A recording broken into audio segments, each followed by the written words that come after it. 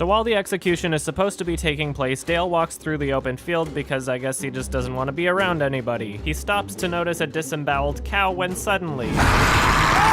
Oh my fucking god, it's a ninja zombie. Like, how the fuck do you sneak up on someone like that in the middle of an open field? Why can't it just be reasonable for once? The group hears his screaming and comes to his aid, but by this point the zombie has decided, well, I guess if I can't bite you, I'll just use my super fingers. Okay, I've talked a lot about how conveniently inconsistent the strengths and abilities of the zombies have been throughout the show, and if you really wanted to stretch it, you could probably say, well, some zombies are a bit stronger and smarter than other ones, but this is the same fucking zombie. Okay, so he's strong enough to fucking destroy a cow and then rip open Dale's rib cage like it was nothing. But he couldn't have used his super fingers to pierce through Carl's leg earlier, and he wasn't strong enough to not let him escape? Well, yeah, obviously, because in that scene, Carl's supposed to get away, and in this scene, Dale's supposed to die. Well, there goes the only partially relatable character left. I'll give you one thing, I didn't really expect his character to be killed off in the show quite yet. Like, we all know that Shane's death is right around the corner, but I feel like there's still so much they could have done with Dale's character, and maybe that added to the fact that I didn't expect it, but get your tinfoil hats ready because I get the impression that there was a bit more going on. When you compare the death of the character on the television show to the death in the comic book, not only is the death on the show much more stupid, but it's also much earlier in the timeline. Now I get that Shane's basically hit his expiry date at the beginning of the season, but this is a huge gap. Dale's character in the comic book doesn't die until issue 66, so the show should theoretically be in season 11 if they wanted to maintain consistency. One part of the Sam Witwer interview that really stuck out to me was this. Because there's a lot of good people who are now trapped,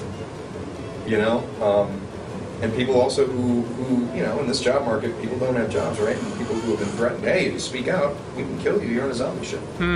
So this character just so happens to die an unreasonably early death in the most ridiculous way possible. And this character just so happens to be played by the only actor in the entire show that's been in 100% of Frank Darabont's films. Now remember, take this with a grain of salt because this is just my own unconfirmed speculation. But what it looks like to me is either they wanted him out or he wanted out. And look, he's already making an appearance on Frank's new show. Anyway, that's just my theory. So Dale slowly dies on the ground while they realize that there's no way that they can actually save him. They decide to end his suffering, and instead of saying something that he might appreciate, you know, like thanks for everything, we're sorry and we love you sort of thing, this is what he gets to hear before he dies. Sorry, brother. Way to withhold a parting respect to the person who would probably appreciate it most. Hey Carl, what's wrong? I thought you got off to this shit. Fucking pussy, beta, what's wrong with you? Do you even lift?